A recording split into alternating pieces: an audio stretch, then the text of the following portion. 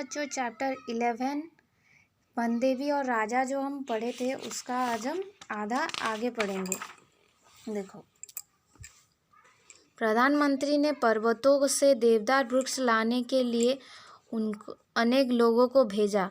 वे कुछ दिन बाद लौट आए। उन्होंने कहा, महाराज, पर्वतों पर बहुत बड़े बड़े देवदार वृक्ष हैं, परंतु उतने बड़े वृक्ष को इतनी दूर तक खींचकर ला पाना संभव नहीं है। राजा ने राजकुमार से कहा, अपने घुड़सवारों को लेकर जाओ और घोड़ों से वृक्ष को खींचकर यहाँ लेकर आओ। राजकुमार कुछ दिन में ही घोड़े के साथ वापस आ गए। उसने कहा, महाराज, वे वृक्ष इतने विशाल हैं कि हमारे घोड़े उन्हें एक इंच भी नहीं हिला पाएंगे। राजा ने कहा, ठीक है, अब तुम हाथियों को लेकर जाओ और वृक्ष को लेकर आओ। हाथी ऊंचे नीचे पर्वत पर चढ़ नहीं पाए, पर राजा के कारिंदे वापस आ गए। राजा को बहुत क्रोध आया। वह बोला, यदि पर्वत से देवदार का वृक्ष नहीं लाया जा सकता तो मैदान में तो कोई वैसा ही विशाल वृक्ष होगा। ऐसा वृक्ष ढूंढकर 7 दिन में यहाँ लाओ जाओ। राजा के कारिंदे के महल के निकट एक ही वृक्ष मिला। आसपास के गांवों के लोग सदियों से इस वृक्ष की पूजा करते थे। वह वृक्ष दिव्य, मजबूत तथा विशाल था। उस वृक्ष पर वनदेवी का वास था। गांव के लोगों को जब यह ज्ञात हुआ कि राजा ने उस वृक्ष को काटकर उससे अपने महल का स्तंभ बनाने का निर्णय कर लिया है, तो उन्हें बहुत दुख हुआ। वे फूल मालाएं लेकर उस वृक्ष के पास आए। उन्होंने दीपक जलाकर वृक्ष के चारों ओर रख दिया और उसकी शाखाएं पर मालाएं लटका दी और वंदना पूर्ण स्वर में गीत गाने लगे। अपने गीत में उन्होंने वनदेवी को राजा का निर्णय बताया और उसने राजा के निर्णय के लिए क्षमा मांगी। वनदेवी ने लोगों की पुकार सुनी। शीघ्र ही वृक्ष की पत्तियां सरसराने लगी और उसकी ऊपर एक शाखाएं नीचे झुकी आई। लोगों को ज्ञात हो गया कि वनदेवी ने उनकी बात सुन ली है। वे अपने अपने घर को लौट आए।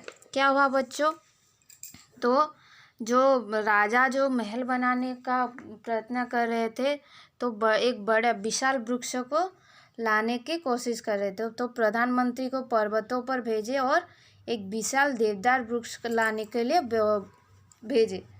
तो प्रधानमंत्री ने लोगों को भेज दिया पर्वतों से एक विशाल देवदार का वृक्ष लाने के लिए, लेकिन लोग इतना विशाल वृक्ष ले आने में संभव नहीं हुए। तो राजा ने क्या किया, अपने राजकुमार को आदेश दिया कि घुड़सवार को लेकर जाए और घोड़ों से खिंचवाकर उस वृक्ष को लाए। लेकिन घोड़ों से भी वो वृक्ष इतना बड़ा था कि घोड़ों से भी खींच ना सका। तब राजा ने हाथियों को कहा, हाथियों को लेकर गए। हाथी भी वहाँ नहीं ला सकते, वो वृक्ष इतना बड़ा था कि नहीं ला सकते। तो कोरिंदे वापस आ गए। कोरिंदे मतलब काम करने वाले कर्मचारी जो काम करते हैं। तो वो क्या किया, उसके महल के पास जो था बड़ा वृक्ष, उसको लेकर आए और 7 दिन के अंदर ढूंढकर लाने के लिए बोला। तो राजा के कर्मचारियों ने क्या किया, एक वृक्ष उसको मिल गया आसपास के गांव में। तो वो वृक्ष क्या था, सदियों से वहाँ पर था। वो लोग सोचते थे कि वो उसकी पूजा करते थे। वहाँ पर सोचते थे कि वो वनदेवी वहाँ पर वास करती है, वो लोग जानते थे। तो वो वृक्ष दिव्य था, मजबूत था और विशाल भी था।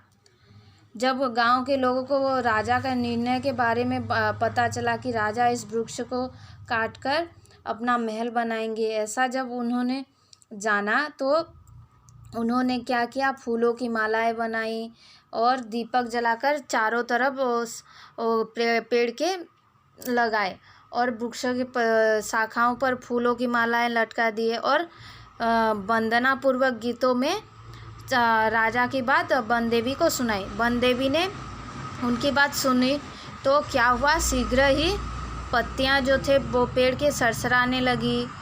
ऊपर से एक शाखा आई और झुक गई। तो लोगों ने सोचा कि वन देवी ने उनकी बात सुन ली है और अपने अपने घर चले गए।